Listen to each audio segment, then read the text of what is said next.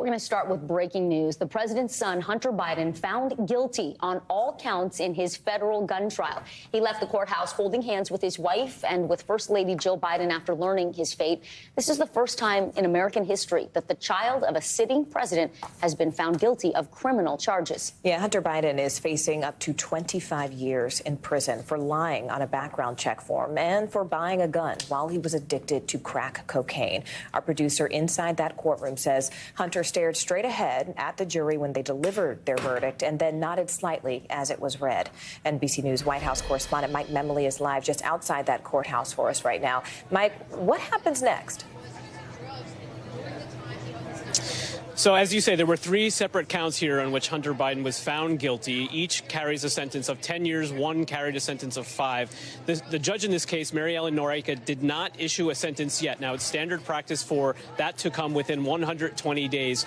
We just received a statement from President Biden about this verdict, which indicates that his son may appeal. I want to read from it. He says, "As I said last week, I am the president, but I am also a dad. Jill and I love our son, and we are so proud of the man he is today." He said that we will respect the judicial process as Hunter considers an appeal. Jill and I will always be there for Hunter and the rest of our family with our love and support. Nothing will change that. So now it's up to Hunter Biden to consider whether to appeal this. But I should also mention he's facing another set of counts in a separate trial that's scheduled to occur this September in Los Angeles related to tax evasion. Remember, this all came from a plea agreement that had been reached last year, which ultimately fell apart. It was broken into 2 separate cases. And now Hunter Biden's legal team now must consider what to do next. You know, Mem, talk to us about the moment in the courtroom when that verdict was read within this past hour. Yeah, the speed at which the parties learned that there was a verdict and then that verdict was read was so quick. It was only about 10 minutes in between the two that some of Hunter Biden's close friends and family couldn't even be there in time to be in the courtroom when it happened. I was actually in the lobby of the courthouse with his aunt, with his uncle, who were really racing to try to get upstairs. According to our colleagues who were inside the courtroom, Hunter Biden looked ahead stoically as that guilty verdict was read. When he left the courtroom, he was joined by his wife as well as his aunt. The emotion really drawn on her face. First Lady Jill Biden, who has been a presence here for almost every day of this trial, she did not arrive in time to be there for the verdict, but she quickly joined her son in that hold room. They just left a few moments ago together to head back to the family home. Morgan. All right, NBC News White House correspondent Mike Memley following this case to every twist and turn for us. Thanks so much, Mike.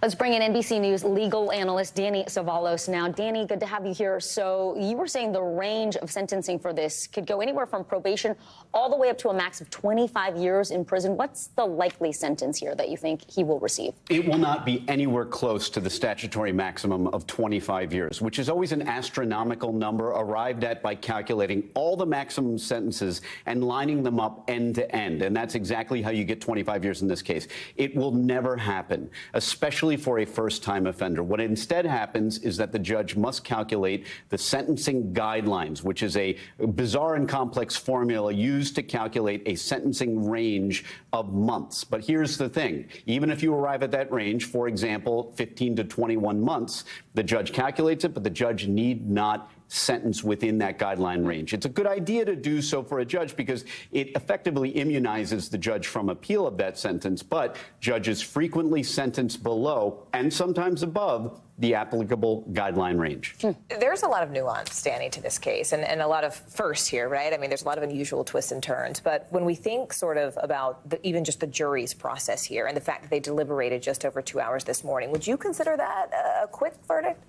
Yes and no. If you're comparing it to all verdicts and you're including white-collar criminal cases, tax cases, complex cases, then you could say that this jury deliberation was relatively short. But on the other hand, this was comparatively a straightforward case. This was a bread and butter, guns and drugs kind of case. I would say one of the complex factors might have been the definition of addiction or unlawful user, because the reality is this particular subsection is not brought that often, especially as a standalone charge. It's almost never brought. And it put the government in the rather unusual position of proving addiction Government doesn't normally do that. They'll prove drug possession. They'll prove intoxication, like in the example of a DUI. Are you intoxicated at the time of operating a motor vehicle? But addiction itself is not normally an element of a crime. That's exactly what it was here. So the government is, for maybe one of the first few handful of times they've done this as a standalone charge, proving the element of addiction. But if it's not typically a standalone charge, is it coupled with another charge typically? Yes. For example, the government might conduct a raid. They find a lot of guns. They find a lot of drugs. They add this on as another charge. In addition to more lead charges. Understood. Well, and in this case, the jury agreed. NBC News legal analyst Danny Savalos. Danny, thank you. Thanks, Danny. Let's go ahead and bring in NBC News senior Washington correspondent Hallie Jackson for more on the political impact and fallout of this. Hallie, it is an underestimation to say this comes at a complicated time, right, for President Biden. What does this mean for his re-election campaign? I don't think anybody can answer that question just yet. Morgan and Vicky, and it's good to be with you, but let's talk about a couple of these factors. You talk about the timing here. Keep in mind what happens just a few weeks from now, that first presidential debate between President Biden and former President Trump. How will each candidate, how will each man react to this? Will it be brought up? Those are open questions here. As for President Biden himself, you heard Mike Memoli talk through the new statement from the president. And this trial, remember, has been searingly personal for the Biden family. Gut-wrenching in many ways, very emotional, something that the prosecution nodded to, calling a lot of the evidence personal and ugly, frankly, but also describing it as absolutely necessary. So the president obviously has this deeply personal relationship with his son.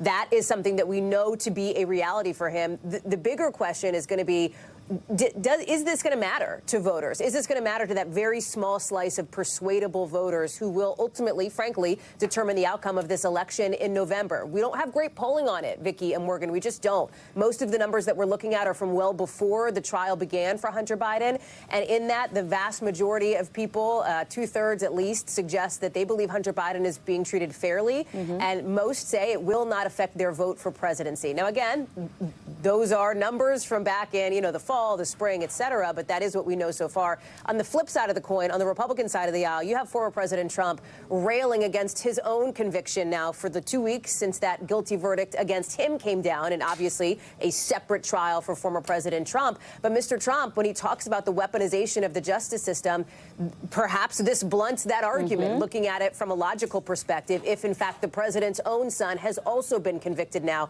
on federal charges. Yeah, that's a really interesting point you make, Hallie. President Biden is actually scheduled to deliver a campaign speech later this afternoon about, of all things, gun safety. What more can you tell us about that? And he put out that statement. I'm wondering if he may address this as well during that appearance. That's a really great question. I think a lot of people want to know the answer to that. That speech will be here in Washington, looking at my clock, in just about an hour, 10 minutes from now, hour, 20 minutes or so. And the president may certainly be asked about that. There is obviously that traveling pool of reporters that goes with him.